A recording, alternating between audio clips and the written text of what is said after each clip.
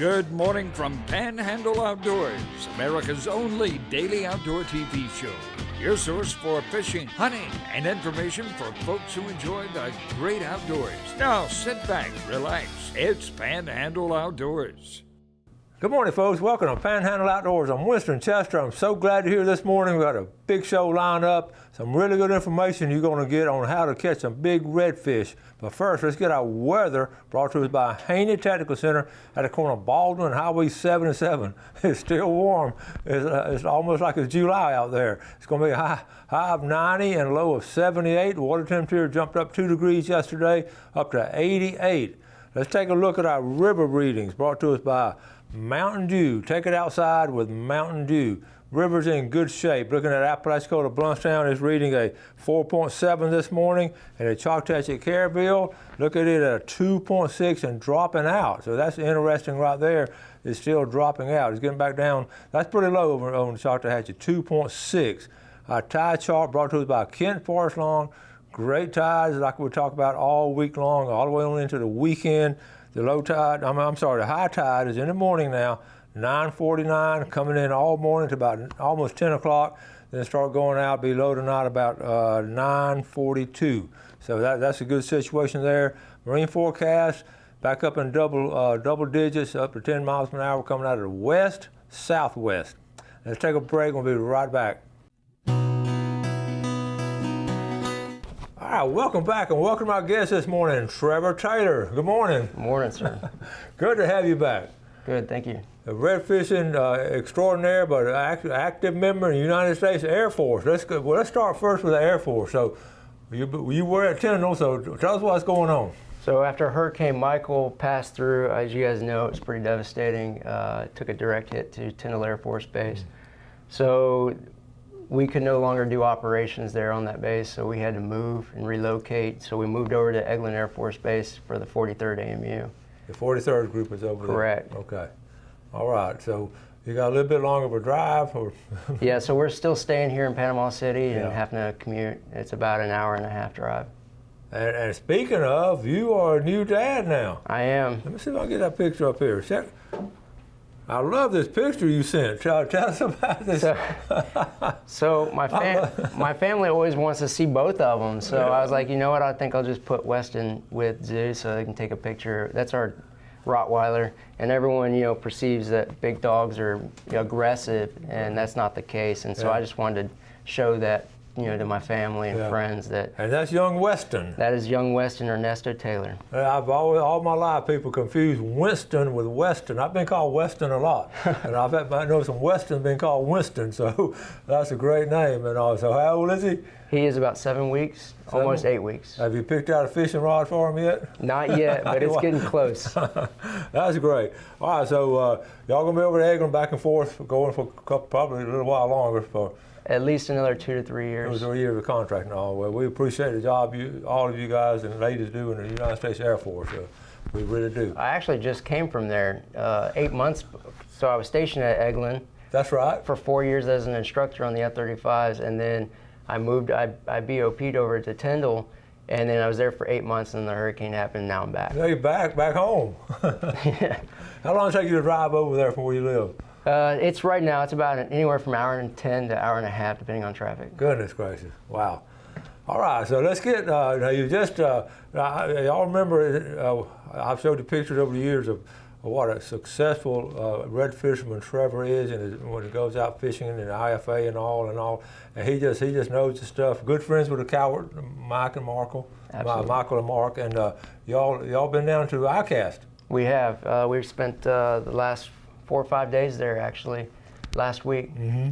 And it was a great experience. I mean, a lot of it's just working with your sponsors. It's an expo. It's one of the world's largest fishing expos. Mm-hmm. They show off a lot of new product out there, and you get to meet and hang out with a lot of other professional anglers, both bass, freshwater, and saltwater. You also have fly fishermen that show up. So it's the big deal. And you just get a visit with so many of those people and all. Mm-hmm. I know we did not go this year, we talked about it, but we've been in the previous 4 or 5 and plan on going back next year because I just get a kick out of it. So much knowledge is right there on that floor. There's, honestly, that's one of the most enjoyable things while you're there is sharing stories with people. You know, I shared a story with Kevin Van Dam. He was talking about his trip in Louisiana, down in Venice, redfishing, and I just, soaked it all in and thought that was absolutely awesome. I hear he's a cool guy. He's a very nice guy. He's just really nice guy all the way around. And you got to see old Fred Myers. Fred Myers was there. Yeah. He's one of the best, if not the best, redfish angler out there. And so we're well represented up here in Panhandle. You and the Cowers and Fred. And yep. So we went down there with Mark and Michael. Okay. And on our way back, actually it was Friday, we went and did a little bass fishing tournament at Epcot, Walt Disney. I love that. You mix in fishing with the trip. We did, and we had a little wager going. It was just a fun event. Bill Burke was there fishing with us. He's also one of my fishing partners. And so one of the wagers was we had 3 wagers. The first one was who would catch the first fish. Okay. I did. All right. And then who would catch the most fish, kind of like the MLF. Okay. And I took that one as well. All right. And then Michael got big, or actually I take that back. Bill Burke caught big fish, and it was about a 4-pounder, 4.5 pounder. Ooh. How long did y'all fish? We fished for 4 hours. Okay. And we jumped from pond to pond there at Epcot. That is cool. How do you get on Epcot to fish? You got to jump through some hoops, haven't you? Believe it or not, it's just charters. You just hire a charter there, and they take you out. And we went on a pontoon, and all artificial. Mm-hmm. They like to do live bait there, but we requested to do artificial. That is cool. I did not know that. That's cool. I will give a shout out to Michael. He had the most heavy 5-fish bag. Did it? Yes, he did. And everybody caught fish, and we probably caught somewhere around 40, 50 bass that day. That's just downright fun fishing, isn't it? It was a blast. You fish with good guys that love to fish, and then you're catching fish, and you're in a place where the fish are in there. Oh, they were everywhere. Did y'all, I always wonder a situation like this, did y'all change lures much, or did y'all sort of stick with the same kind of stuff? We did, because we just wanted to have fun and see what they would hit. And so we played around and switched it up quite a bit. What ended up working for me was it was hot. It was in the middle of the day. Yeah. And at first I was throwing a bottom Texas rig worm, and it was working pretty well. It was kind of slow. And then it kind of slowed down for us, and I was actually falling behind as far as the most fish being caught. And I saw Mark Cowart was throwing like a, basically a hard bait. It was kind of like a shad. Mid-range, depth, and it was working for him. So I was like, you know what? These fish are probably down a little bit deeper. The water's a little bit cooler down there. And then as the captain started to move out into deeper water, I changed to a crankbait and started whacking That's them. cool. It's amazing that temperature, how it affects the fish, isn't it? It's amazing. It is. We'll take a break. We'll be right back with Trevor.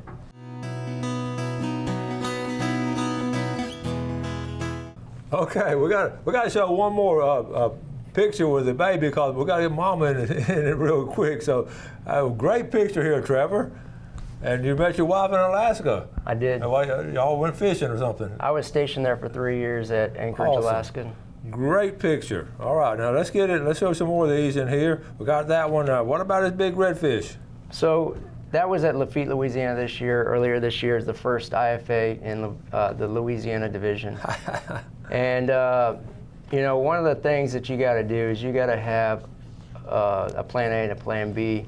And with the weather conditions that we had there, we had to go to plan B, and that was one of our pre-fishing spots for one of our alternate locations in case we had to fish somewhere nearby. See, that's so interesting, that plan B. We're going to talk about that later, but that plan A and plan B, and that weather's going to dictate a lot of times what you do. It will. It can really make you move. Yeah. Okay, and this one here? That's at the IFA in Lafitte, where we finished 17th place as we're weighing in our fish. Cool. And all right. That's a pretty fish. So this is actually in Panama City here recently, and the water, with all the rain that we've been having here recently, has kind of gotten stained. And so that day I took my father-in-law out to catch his first redfish, and we were throwing some popping corks with some Rockport Rattler swim bait hooks underneath, tied with a 3-inch gulp shrimp. That's interesting. And a lot of people won't throw a popping cork in around here in That's right. in Florida. Down in the way down in the Stanhatchee area, that's real popular. But up here, it's not that popular. It's not usually because the water's so clean. Yeah. They think it spooks the fish. That's cool. So anytime you get a little bit dirtier water, give it a try. We need to remember that. Okay, check out this one.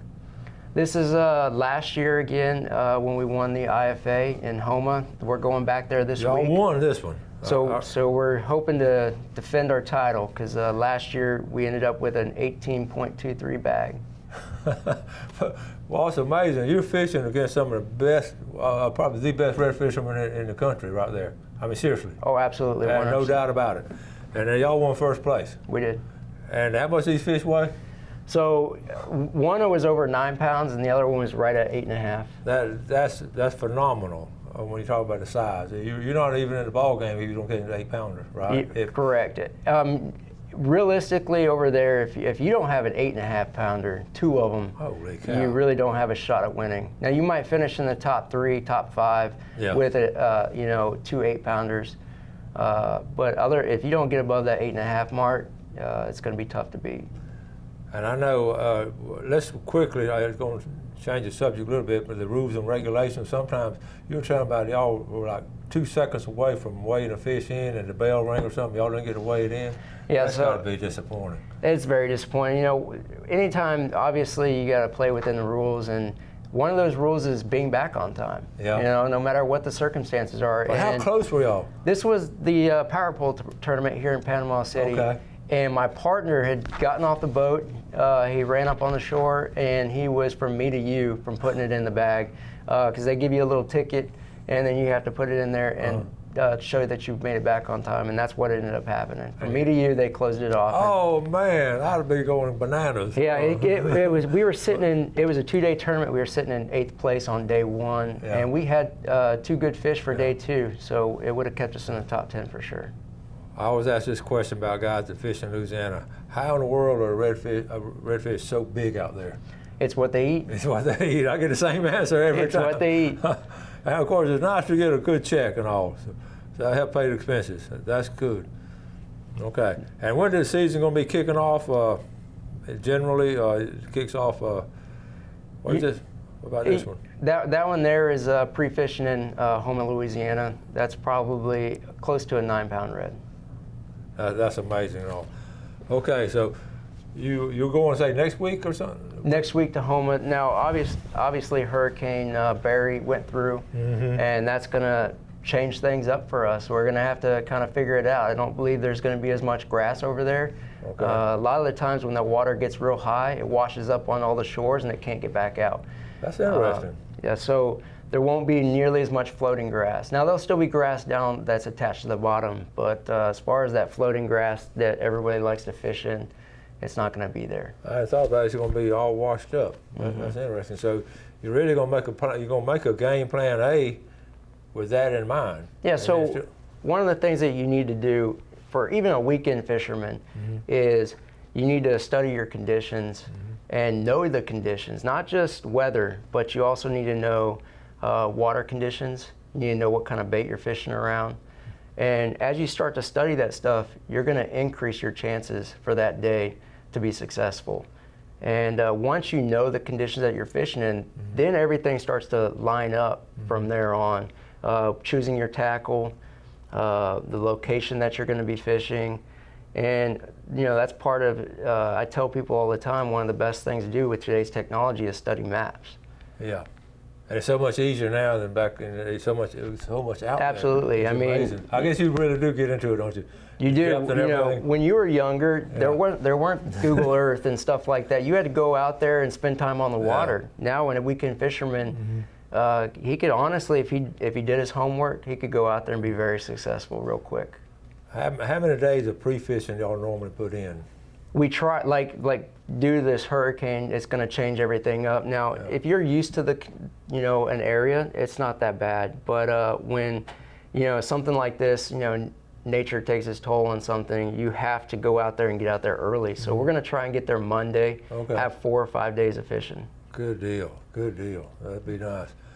I'm gonna we're gonna do like a little clinic and show you the baits and everything, and talk more about game plan A and plan B. And this is coming from one of the top red fishermen in the southeast or in the country. So we're gonna take our final break and come back with Trevor.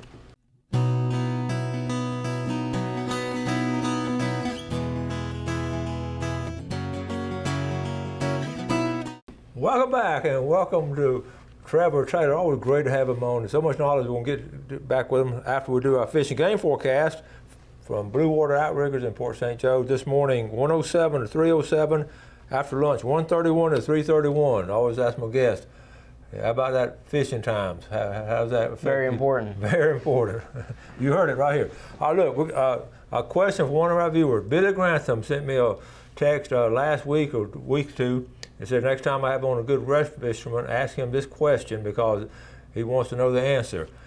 Billy and Bucksaw were out fishing and they see redfish out there, sight fishing, they see the redfish out there, they throw and they ignore it. So what do you do then?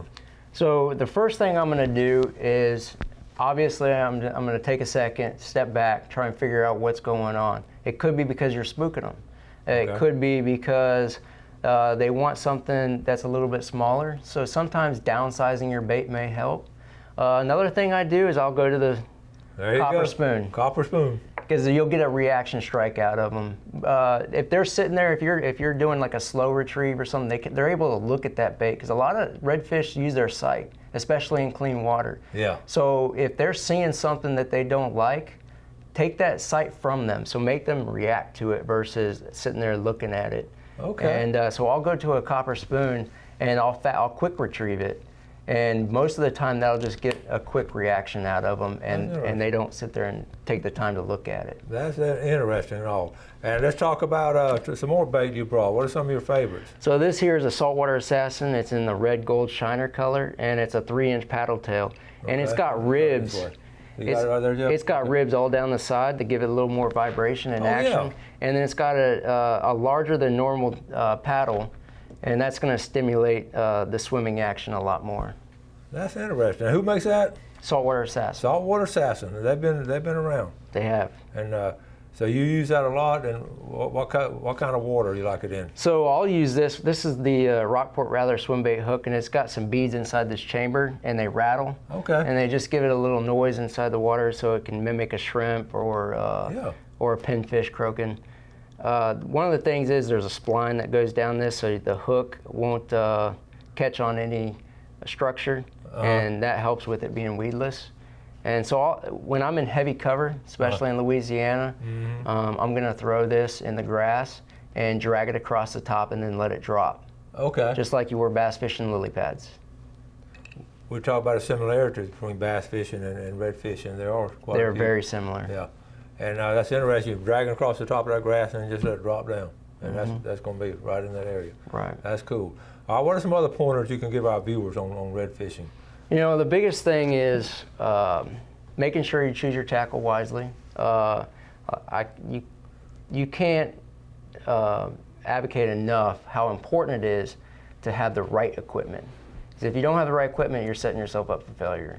So when you're in clean water, you need to have something that's very light and you can get it as far away from the boat or the shore as possible. Get it way on out there. Away from you. If you're wade fishing, you want that bait as far away from you as possible. But if you're fishing structure, you want to go to something heavier so they don't wrap you up inside that structure and break you off. So that's very important as well.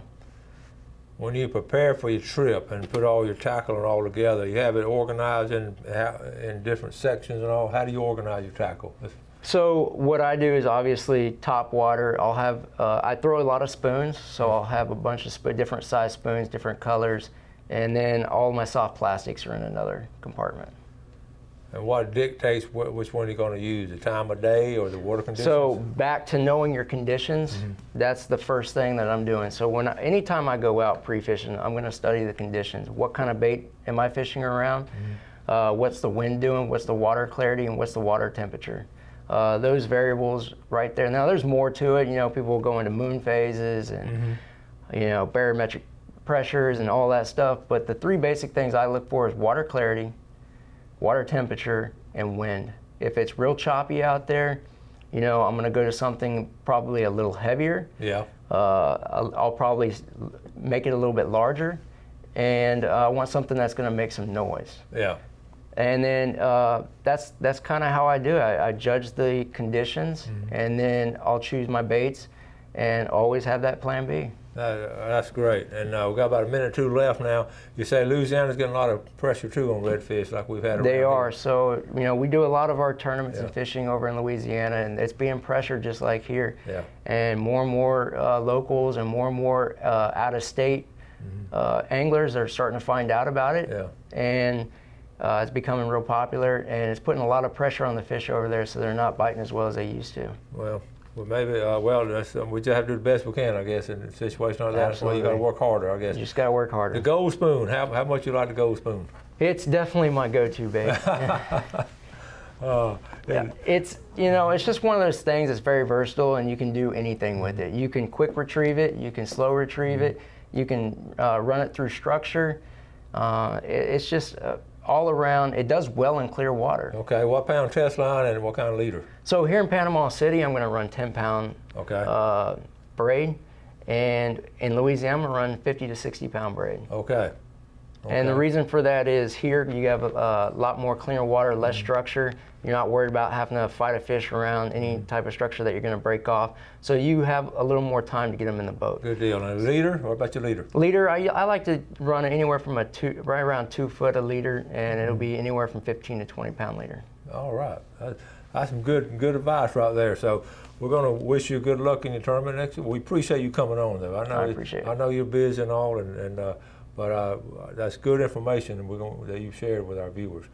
And you're going to send us some pictures and all of the fish, and also of that little baby boy he'll be fishing pretty soon. Trevor, thank you so much, buddy. Appreciate it. Thank you for coming Thank on. you. Always great to have Trevor Taylor on, and really a driving force in the redfish tournaments and all. Thank you all for watching Panhandle Outdoors. We always appreciate the viewership. We always ask you to do something good today for your fellow man. Enjoy the great outdoors, and God bless. Thanks for watching America's only daily outdoor TV show, Panhandle Outdoors with Winston Chester, featuring hunting, fishing, and other activities and information to help you enjoy the great outdoors. Join us next time for Panhandle Outdoors.